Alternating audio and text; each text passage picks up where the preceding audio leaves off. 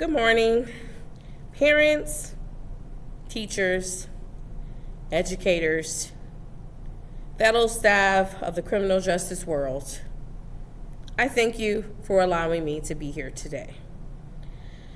I want you to think of your child. Picture their face, their laughter, their curiosity about the world. They trust you. They trust the world around them, and they trust the people who come into their lives. It is this trust that makes them so vulnerable. Now imagine a predator.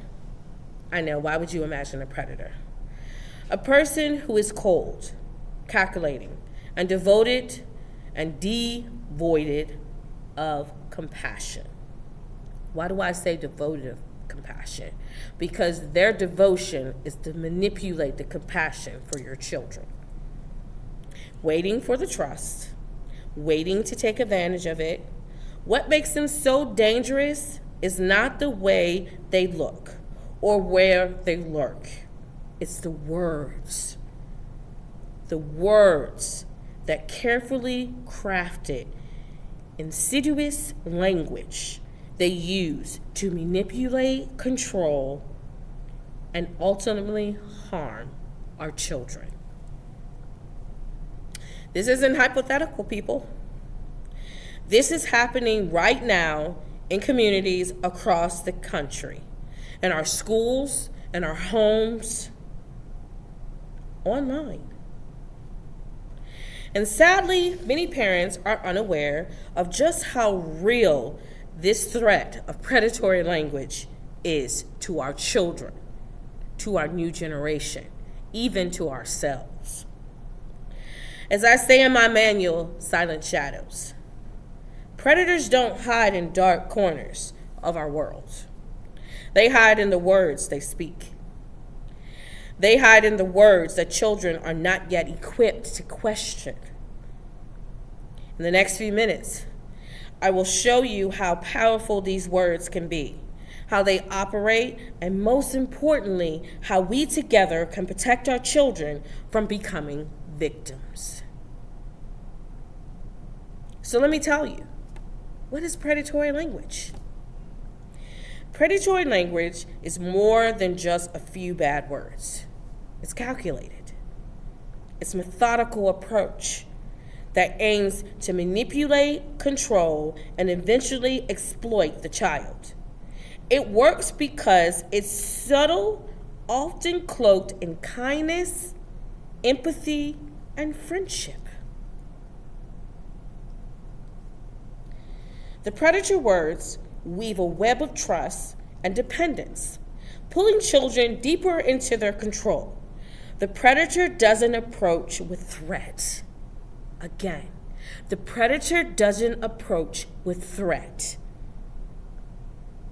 They approach with warmth, with words that make the child feel seen, heard, and special. The old cliche, they approach with warmth, the words that make the child feel seen, heard, and special. It's the predator's ability to read their target, to understand their weakness, that makes predatory language so dangerous. As I write in Silent Shadows, the greatest weapon a predator has is the power of words. Words that bend reality, that seem innocent, but as designed to disarm, disorient it, and destroy a child's life. Let me be clear. These predators don't need physical access to your child first. They have something far more dangerous, the access to their hearts, emotions, and minds. And in the age of internet, this access is unlimited.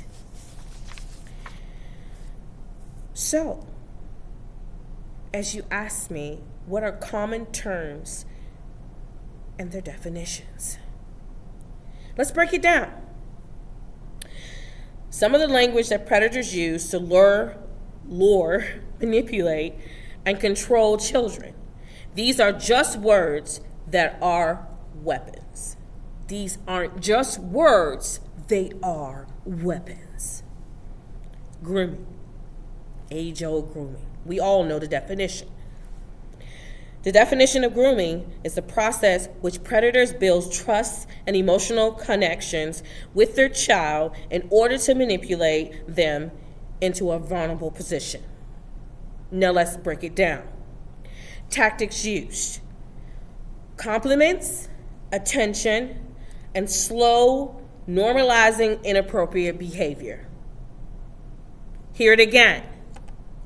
Compliments, attention, and slowly normalizing inappropriate behavior. These are the tactics used for grooming. An example. Are you ready?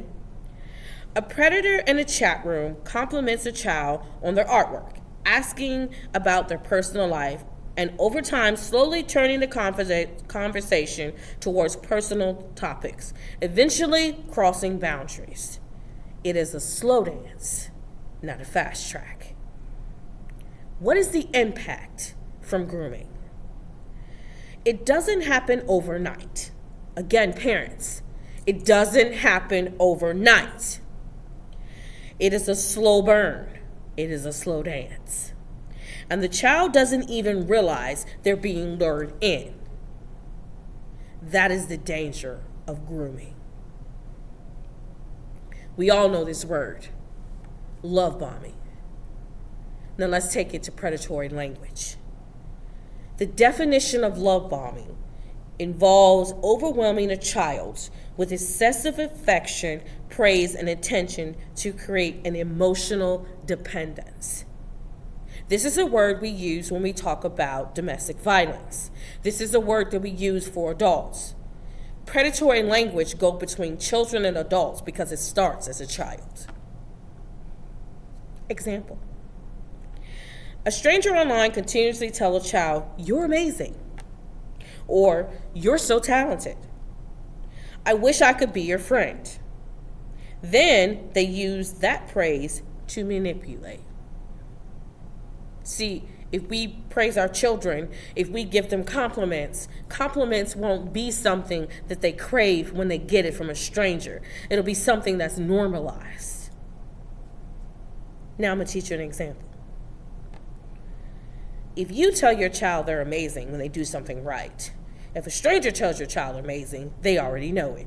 It's not putting conceitedness in your child. It is arming your child as a defense wall so they can understand that the predatory language someone uses can't manipulate them.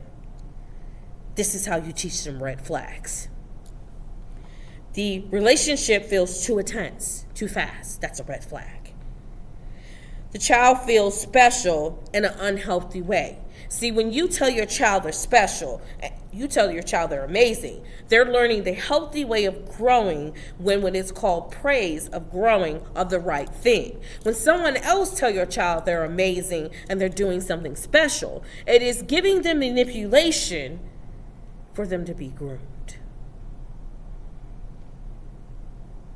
Number 3, isolation language. Here's a one that many of you parents, many of the law enforcement, and many of educators forget about. Isolation language. The definition, excuse me, the definition. Predators use words to separate a child from their trusted network of friends, family, creating a false sense of secrecy and importance. Welcome teenagehood. Listen, parents. Here's an example. Your parents don't understand you like I do. How many of us heard that as we were children, as we were teens? Or, this is our little secret, don't tell anybody. That is one red flag you need to teach your children. This is our little secret, don't tell anybody. Why? Asking questions. Let me tell you the impact of isolation language. The predator begins to create a false bond between them and the child, making the child feel isolated, alone, and in need of the relationship of the predator. Do not make your children feel like they can never come to you and have a conversation. This is one of the most powerful things that the Baby Whisperer movement is trying to teach parents: conversation. Number 4, exploitation phrases. Now, many of you are going to say, what does that mean? That can mean a whole lot of things. You think photos, you think videos are bad, but the phrases that the kid remembers, words, the key words that a child or an adult or victim remembers is important. Phrases that guilt, intimidate, or pressure a child into compliance often make the child feel like they owe the predator something. We forget day-to-day basis that our children feel like we do so much for them that they owe us. Be careful of the fine lines that we cross in everyday life, with the fine lines that they use to manipulate our children into doing something that can have an outlasting outline on them. I'm going to give you an example. If you don't do this, I'll get in trouble. Or, you'll be the only one who understands me if you do this. These are phrases that our children don't hear very often. They hear versions of these phrases. And because of the versions that we use with our children, we have to be very careful to understand we must always have conversations after we say things. Now I'm going to tell you the impact, and this is just a short version. It creates a sense of fear and guilt, isolating the child further into making them be more vulnerable to the predator's demands. Some of you are wondering, how do your child fall victim? I think I explained some ways that they weave the web to get our children. Now let me talk about the dangers of predatory language. You might be asking, what's the big deal? It's just words, right? Most of you say that over and over again. Words mean nothing. Let me make this very clear. Predatory language isn't just about the moment. It's about what happens next. It is a domino effect to the situations that our children and ourselves get put into. Predators are master manipulators. Their language isn't just designed to get what they want in the immediate moment. We think that a predator has this idea, go out and do it. No. The most dominant predators in our society are slow burned. It's designed to damage the child's sense of trust and self-worth in ways that would last a lifetime. The emotional damage is such a real and physical damage. You might not see it, but it's more detrimental than physical damage. Predators twist reality to the point where the child no longer knows what's right or wrong, and their understanding of healthy relationship is corrupted. Some of us don't understand how we keep falling for the wrong person. Some of us don't understand how we got caught in the webs that we have. Perhaps because at one time or another, we have gotten torn into predatory language that we have adapted and are used to listening to. As I emphasize in Silent Shadows, predators don't just steal innocence. No, they don't. They destroy it and replace it with confusion, shame, and fear. There are long-term consequences of predatory language that can lead to loss of trust. Children who fall victim of manipulative language may have difficulty trusting adults in the future, even when they are in a safe situation. Shame and isolation. Predators often make their child feel like they are complicit in the crime, leading them to feel guilty, shame, and isolated if something happens to the predator. Vulnerable of future exploitation. This is one I need everybody to hear. Once the child boundaries are broken down by predatory language, they are most likely to be exploited in the future. I hate to explain this to a lot of you, but most of you have fell victim to things in your life because we have become so adapted to predatory language. How to protect our children. So how can we protect our children? How can we ensure that they don't fall victim to predatory language? The step is knowledge, and the knowledge is your knowledge first, your understanding first, your ability to see the red flags and teach them. Learn them with your child if you have to. Teach your children to recognize red flags. Start with a conversation, not a dialogue, a conversation about what makes healthy relationships. Even if you don't know, learn it with your child. Where it is a friend, a family member, or someone they meet online, friends they see in the street, somebody they see, you need to teach them healthy relationships. And if you don't understand what that is, do me a favor. We always are learning. Learn again with your child. It will protect you both. Role play with your child. Ask them what you do if somebody says this to you. Teach them phrases like, I don't feel comfortable. I need to talk to my parents first. Let's keep this between us. This is a red flag. Even if a kid says it, you need to teach your children it's a red flag. It's time to open a conversation. Encourage open conversation, not judgment and communication. Listen, I understand when something goes wrong, you are going to get angry first. Stop. Breathe. And listen to these words I'm about to say. Your child needs to know that they can come to you with anything.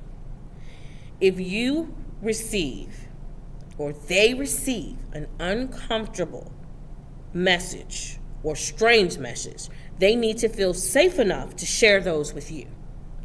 Never push your child for opening up. Encourage them to ask questions and discuss anything they feel is off. Body language is important to know as well. Monitor digital activity. A lot of you don't monitor what your child is doing online. A lot of you don't understand that predatory language is used between our children of today. Keep devices in common areas of home, set parental controls, regularly check apps of your children is using, and stay informed of the platforms your children are on. Online games, social media, messaging apps, they're all breeding grounds. They're breeding grounds for predators and predatory language. Leverage resources like Silent Shadows. Use the activities in my manual to help the children recognize warning signs and empower them with the tools they need to protect themselves. Teach them about the importance of reporting uncomfortable situations to a trusted adult. See, a lot of you think that because we write these manuals, we only do it to show you one thing. In Silent Shadows, I show you how to use it for yourself, for your child, and for your family. We come into conversations and we come into situations all the time, but sometimes it's not about our own children. It's about people that we encounter. There are some situations you're supposed to report and move on, but there are some situations that your child is connected with another child that you're going to have to report and get involved. Now I'm going to tell you two stories. Some of you have heard these because some of you were a part of these as we tore this apart. Sadly, the use of predatory language is becoming more widespread and no longer an isolated problem. If you didn't know that, now you do know that. In 2023, a 13-year-old girl in Florida was lured by a predator pretending to be a popular singer on a social media app. How many of us get those? The predator's language, full of compliments and promise of fame, convinced the girl to meet up with them. Thankfully, the authorities intervened before any harm was done, but this incident highlights how easily children can be manipulated. What would have happened if her parents would have paid attention to what she was doing online? In another case, 12-year-old boy from Ohio was groomed by an adult posing as a fellow student and online gaming platform. I need for all of you guys to understand, these online gaming platforms have to be protected. However, the predators are getting smarter than the police. I hate to say it. The predators use love bombing and isolated language to establish trust. The boy ultimately was saved, but the scars, both emotionally and psychologically, are not easy to erase. A lot of you think that these cases are unique. They're not. They're happening every day. This is not the future we want for our children and ourselves. The Baby Whisperer movement is calling for an action.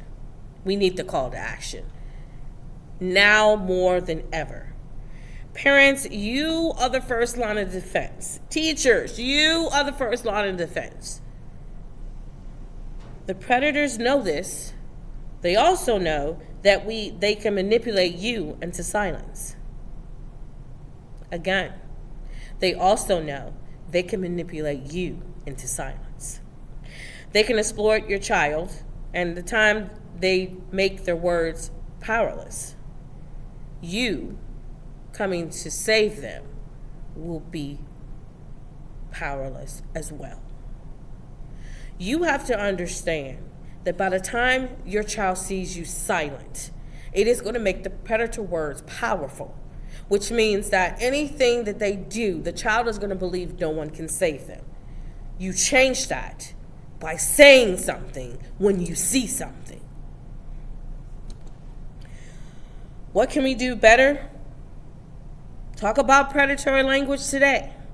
How many of you stop in a month and talk to your kids about predatory language? Teach your child to identify and reject manipulative language. That includes yours. Parents, manipulating your child into doing something is not going to help you in the end. Be vigilant in monitoring their digital lives. And most of all, create an open dialogue where they can come to you with anything, no matter how uncomfortable. Again, create an open dialogue where they can come to you with anything, no matter how uncomfortable. Sometimes we put our feelings before the people who are voiceless. You need to step out of your shell and listen. What you think doesn't matter in this moment. How to help this person be safe is what matters. This is not just about protecting children and yourselves. It's about empowering them to protect themselves. It's about teaching them to trust their instincts, to reject manipulation, and to always, always come to you. Together we can raise a generation that understands the power of words. Again, the power of words. Not just the words that are spoken to them, but the words they speak to each other. Remember, predators are clever, but we can be smarter. We can and we will protect our children. The Baby Whisperer movement has decided that Silent Shadows will be coming out on December 20th. A lot of you have been asking for our manuals and asking why this makes this the most comprehensive manual that you have seen in the last 20 years. Not only do you read and you understand and comprehend what I'm trying to say to you, you must take action and actionable to do this manual. Because you only understand and you only will be able to do something with action. Take action. These predators have been put into high places and they need to be knocked down. The language that we are using with ourselves, with our children, with our friends, with our family, we need to understand that words are so powerful. And in today, if you don't take away anything from this speech, from this open dialogue, I hope you hear me when I say this. The voiceless will not stay silent. Again, the voiceless will not stay silent, but the silence will stir up a whisper. And here I come. Shh.